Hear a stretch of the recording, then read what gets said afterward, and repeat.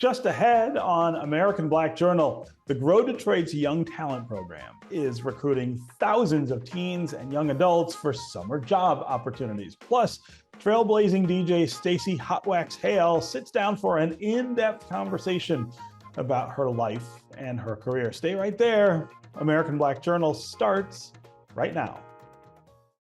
From Delta Faucets to Behr Paint, Masco Corporation is proud to deliver products that enhance the way consumers all over the world experience and enjoy their living spaces.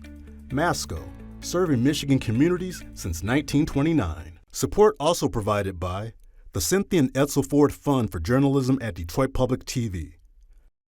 The DTE Foundation proudly supports 50 years of American Black Journal in covering African American history, culture, and politics. The DTE Foundation and American Black Journal partners in presenting African American perspectives about our communities and in our world. Also brought to you by Nissan Foundation and viewers like you.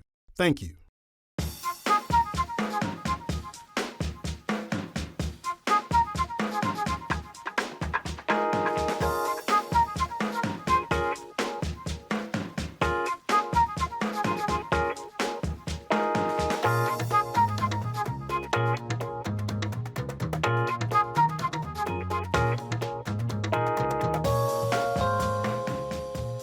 Welcome to American Black Journal. I'm Stephen Henderson. The annual Grow Detroit's Young Talent Program is now accepting applications for summer jobs. Young people aged 14 to 24 who live in Detroit have until the end of May to apply for employment and training in a really broad range of jobs over the summer. Organizers hope to match 8,000 teens and young adults with employers. As part of Detroit Public Television's Future of Work initiative, I talked with three people who are connected to the jobs program. Dana Williams of Detroit Employment Solutions Corporation, Shauna Hayward from Connect Detroit, and Naima Muhammad, a past participant.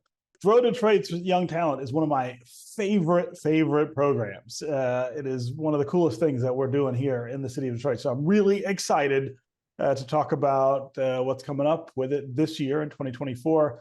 Dana Williams, I will start with you. Talk about Grow Detroit's Young Talent.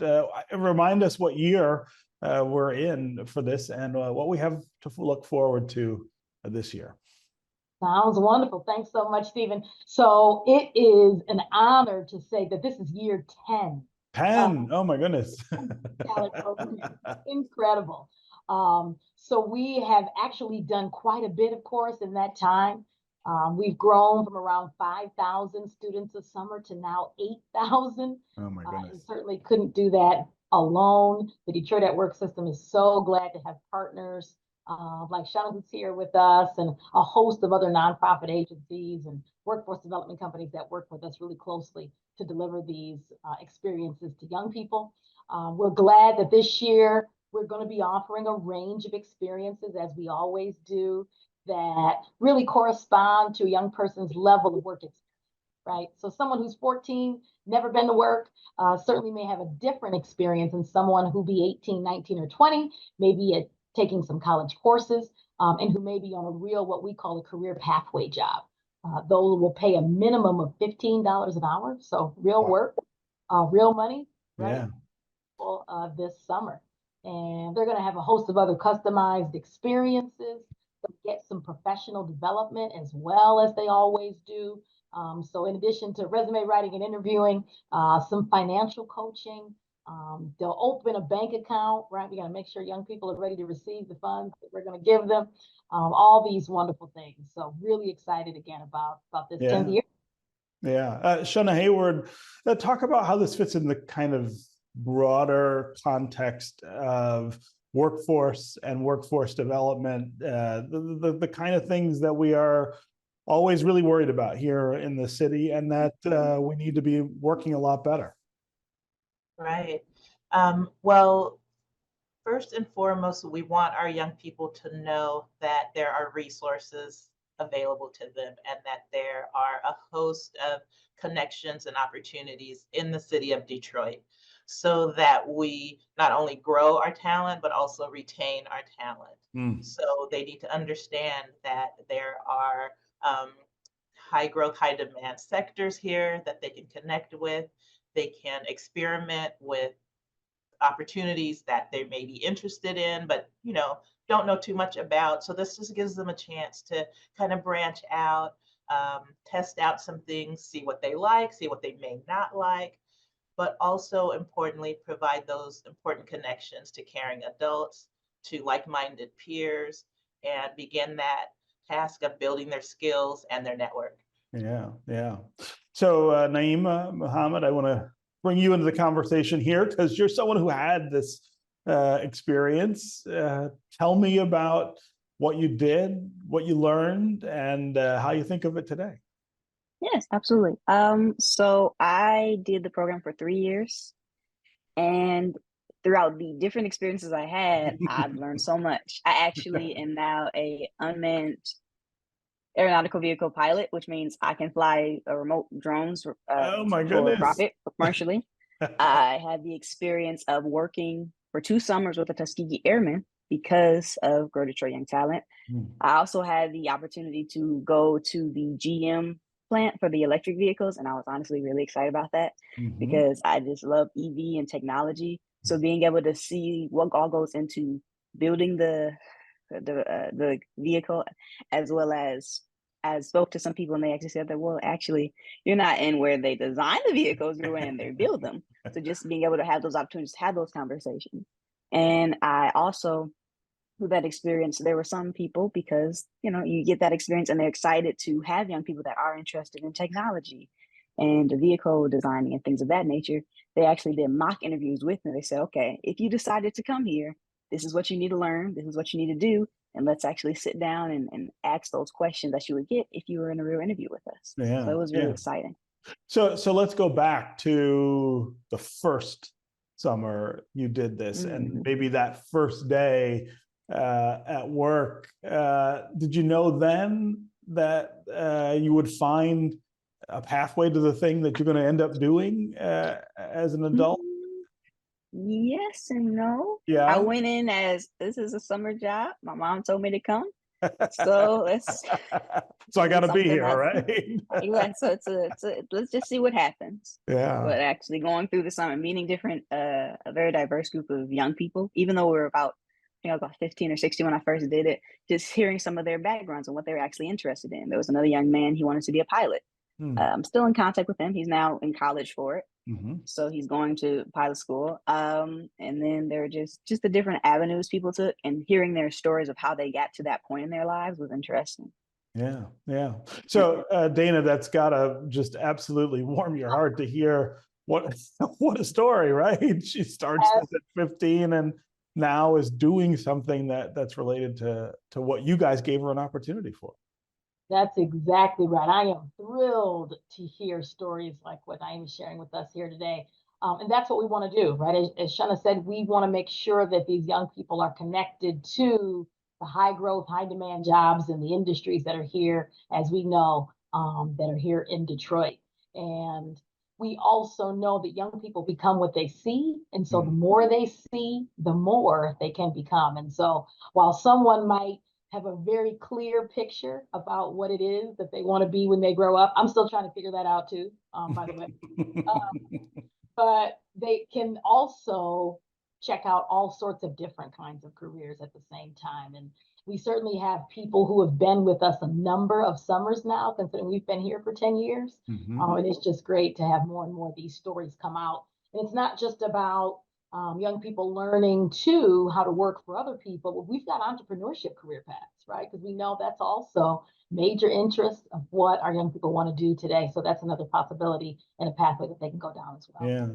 So Dana, talk about what it takes to put all this together each summer to get the employers who want to do it, match them with interested young people. It seems like quite the operation these days. It is, and Shanika talked about this too. It is now a well-oiled machine. However, previous to maybe 3 or 4 years ago, we certainly were learning all along the way. Yeah.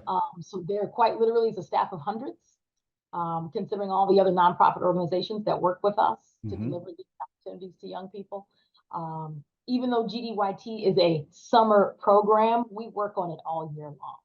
So really, as soon as those young people go back to school in September, we start, one, collecting our data, and then two, to continue to talk to philanthropy and to employers about next year. Yeah. And year-round chances they want to bring to folks, as well as what they want to do next summer. I can tell you as of today, so February 8th, I believe the portal opened. We already have nearly 7,000 students. Oh, wow. Wow. And the number of opportunities that our employers are bringing are nearly the same. Last year, it was actually a wonderful problem to have. We had to turn away employers. My goodness. There were just so many of them that wanted to offer chances to young people. Now we hope to begin to have new experiences because of that great interest that we have. But now it's simply a matching process between those young people and the employers that we have. We will do large career fairs where our participants will be able to come and check out some of those employers and experiences, and be able to register and get the tools that they need for the summer on the spot. We'll do that a couple of times. And we don't forget about our parents either. So although the students have orientations, the parents do as well. We want to make sure the whole family knows what their kids will be going through this summer. Yeah, yeah. Shauna, I want to talk a little about the employer side of this as well. Employers are getting quite the sort of lift, I think, and benefit out of Grow Detroit's young talent as well, and the importance, I think, of having that connection between employers that exist in our city and the young people in our city is it's immeasurable. Yeah, and it's really critical, and it is definitely a two-way street, Stephen. The young people benefit, but the employers benefit just as much from having the young people in those spaces. They change the energy, they bring new ideas, and they also help those employers see the potential that's coming down the pipeline in our young people and what they can bring to the table. So it's very exciting. We just have tons of interest and support. Detroit is such a great city because especially when it comes to our youth, people are ready to get on board to support our young people. And so it's very exciting to be a part of it. Yeah. So when you're trying to put together the options, I guess, for young people and having employers do it, is it hard in some cases to get that initial commitment? Shauna, is it hard to say to an employer, yeah, you ought to take this chance on this young person? There's a lot in the process. There's a lot of cultivation. There's a lot of, here are all the tools that you'll need to be successful at this with our partners. We give them handbooks, we give them orientation, we give them, here's what the first day should look like for a young person. Here's how you create a space for them in your building. And so we really try to make sure that they're prepared.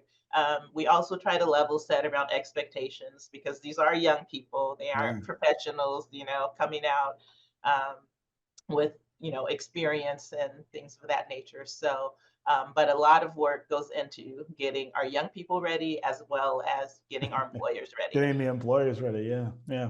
Naima, you're talking about flying drones, and you're now certified, I guess, to do that.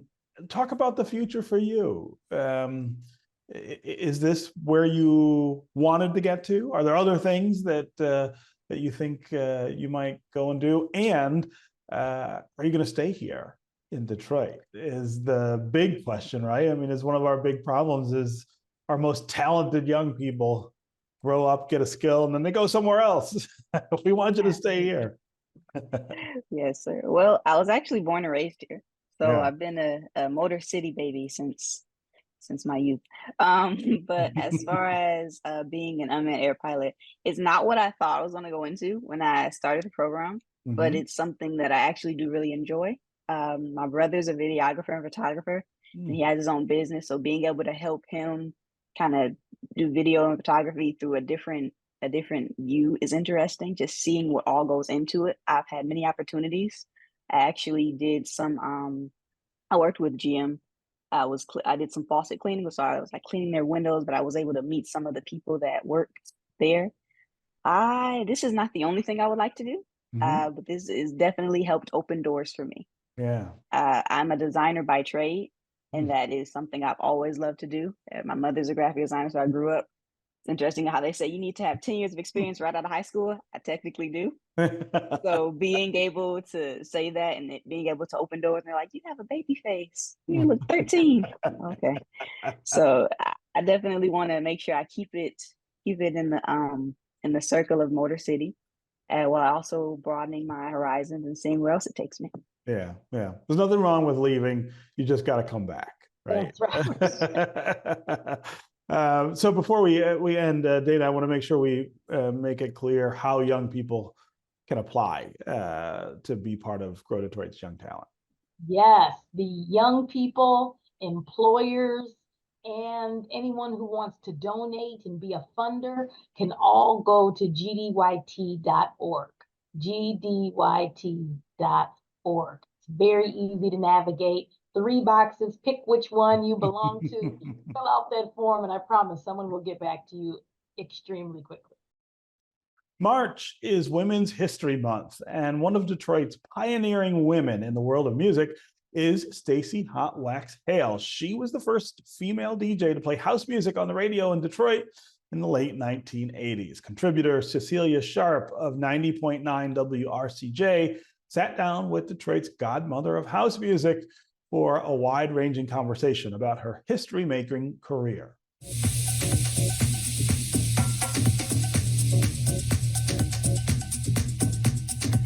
Hi, I'm Cecelia Sharpe, and we are celebrating Women's History Month and highlighting women in music. Today, my guest is Stacey Hotwaxx Hale, the first DJ in Detroit to play house music on the radio in the early 80s and the godmother of house. Thanks for being on the show. Thanks for having me. Absolutely. You started during a time when it wasn't quite necessarily popular for women to DJ. What attracted you to DJing? Well, I don't think it was not popular for women to be DJs, but you recognize them as on the radio as air personalities versus playing in the club. And that's what was unusual for women to be doing that. I was determined, and male-female thing wasn't even in my thought process. It was the love of the music and to be able to play it and present it to people. My brother was big into electronics, so I was always looking at reel-to-reels and cassette players and turntables and things like that. So he was just one that liked to play music and hear it. You know, he never inspired to be a DJ or anything, so I kind of got that from him, and I took it to another level. I stumbled in a old club. It used to be a coffee shop. It was called the Chessmate. It's a laundromat now on McNichols and Livernois. And inside of there, this organization called True Disco, which consists of Ken Collier, Dwayne Bradley, Ronaldo Smith, and Morris Mitchell. They created this thing called True Disco, and they were in there playing. I heard the records mixing, and I went, what? I found my way up to that booth and looked, and I saw 2 turntables and a mixer, and I said, that's what I need to be doing. You also performed at the Apollo Theater in Harlem. The Apollo Theater. Yes, the Apollo Theater. What brought you to the Apollo? Jessica Care Moore's Black Women Rock. We're now called the Daughters of Betty. Yes, that's what brought me there. And I work as the assistant music director, helping Kat Dyson. And in addition to me doing that, being able to play with the band, the Apollo actually called and asked me would I DJ. What? They didn't have to ask me twice. Of course they didn't. They barely got it out their mouth before you said yes, right? Yep. I'm like, what? So all my friends came that were in New York, and they were dancing in the aisles up by the seats. The way that you engage your audience, you make everyone feel invited. It's a warm environment. Everyone knows that they can get down to the music, the way you blend house music with other genres from gospel to R&B, a little bit of classical, jazz. You incorporate acoustic live instruments. It's just amazing. How did you develop that style? I listen, and that's the first thing I tell my students to do is to listen, use your ears. And if you just pay attention to some things around you, then allow the creativity inside of you to go on and incorporate it in something that you enjoy doing. You talked about students, Stacey, and you're definitely passionate about not just performing and sharing your gifts with the audience and the people that love your music, but passing on your knowledge, your wisdom to other young people, to students. Why is it so important to you as a DJ, as an artist, to pass on that craft? It's so important for it to come from someone like me to be able to pass it on, because I can tell you real stories. I can let you know by different things, by real feelings. You don't have to go to YouTube University to find out. But the best that I could do is to pass this on, because I want someone else to be able to do it. And we'd like to have this not only be historic, but for someone 50 years from now to be able to do that, or at least take the theory of that and present themselves in that way. The Geometry Music and Arts Festival that you created and launched in 2019, what is the mission of the Geometry Music and Arts Festival? The mission is to be able to show off women that are good in music in many different genres, live instrument, DJing, and in the business of music itself. And it's primarily women with a splash of men, to be able to show off the arts and things that they do within this big world of music. Because a lot of times it's the reverse. A lot of men in the festival with Correct. a splash of women. Correct. But this time, this festival highlights women in music. You have style on the turntables, but you also have your own fashionable style when you're rocking out. You always just bring it with the clothes, with the jewelry, with the hair. Even today, you're representing the D with your Old English D earrings on. You got these wonderful bangles and this piece that you are wearing as a necklace. Tell us about that piece. This right here is a 45 spindle, and it spins. And I realized there's 3 generations that don't even know what this is. And this used to be the item that you would place inside of the 45 record that you put on the turntable in order to play records. And so I love to, show this, and I wear it all the time. This is actually a keychain. Stacey, what makes your music so unique? My music is so unique is because I believe in making people happy.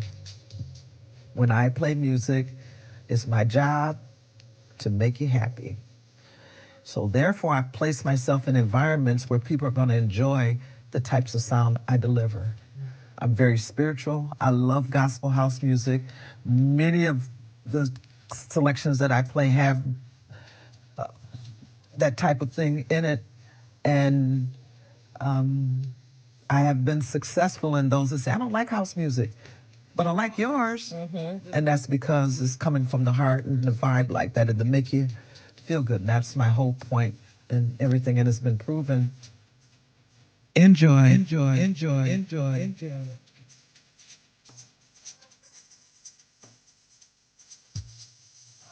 That'll do it for us this week. You can find out more about our guests at AmericanBlackJournal.org, and you can connect with us anytime on social media. Take care, and we'll see you next time.